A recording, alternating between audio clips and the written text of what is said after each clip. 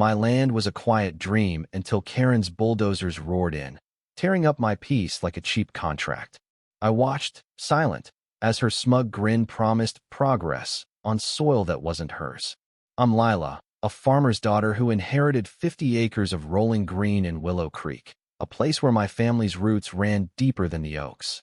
That land was my legacy, my sanctuary until Karen, the HOA queen with a perm and a vendetta, decided it was her ticket to a suburban empire. She didn't ask. She didn't check. She just built 199 homes, each one a slap to my family's name, sprawled across my fields like a virus. I could have stopped her on day one, but I didn't. I waited, and that wait became my weapon. Karen wasn't just any neighbor. She was the kind who'd fine you for a crooked mailbox while her own lawn screamed neglect. When she heard I'd inherited undeveloped land, her eyes gleamed like a vulture spotting carrion. She marched to my porch with a fake smile and a community vision pitch, claiming her HOA needed my acres for a better future. I said no. She didn't listen. The next week, her crew broke ground, claiming a forged deed gave her rights. I could have called the cops, but rage makes you patient. I dug into my dad's old files, found the ironclad title to my land, and smiled. Karen was building her castle on quicksand. For months, I let her dream big. Her signs boasted Willow Estates, luxury living, as my fields vanished under concrete and cheap siding. Each home was a wound shoddy, rushed, with cracked beams and leaking pipes. Karen didn't care. She sold promises, not quality. Families moved in, oblivious, while she pocketed their deposits. I watched from my porch, sipping coffee, noting every truck, every permit, every lie. My lawyer, a quiet man named Tom, was already drafting the trap. We'd wait until her empire was complete, her greed at its peak. Then we'd pull the rug. The high noon showdown came on a blistering July day. Karen stood in the model home's driveway, crowing to buyers about prime real estate. I walked up, title in hand, with Tom and a county surveyor.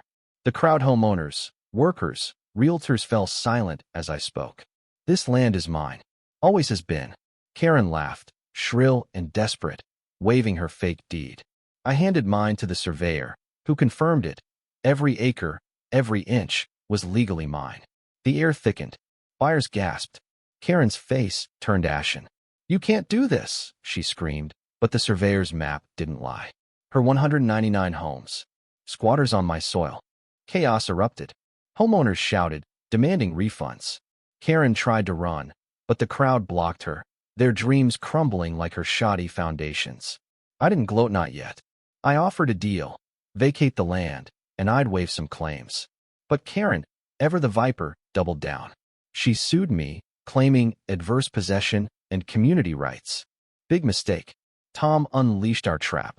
A lawsuit backed by decades of records, aerial photos, and my family's unbroken ownership. The court was brutal. Karen's forged deed was exposed as a sloppy fake, her permits bribed. The judge ordered the homes demolished and Karen's assets seized to cover damages. 199 families faced ruin, their savings gone, their homes dust. I could have stopped there, victorious, but the fallout wasn't just Karen's. Those families innocent, hopeful, were collateral damage. I met them, saw their kids' toys in half-built yards, heard their stories. Guilt gnawed at me. I didn't want their pain, just my land. So, I fought back differently. I sold part of the acreage to a developer who agreed to build affordable homes, with priority for the displaced families. I kept enough land to farm, to honor my roots. Karen? She lost everything: her HOA, her reputation, her freedom when fraud charges hit. Last I heard, she was selling knockoff purses online, dodging creditors. Standing on my reclaimed fields, I felt no joy. Justice was mine, but at a cost. The land was scarred, the families broken, and Karen's greed left wounds deeper than her bulldozers. I'd won, but the victory was heavy. Sometimes, the trap you set catches more than you intend.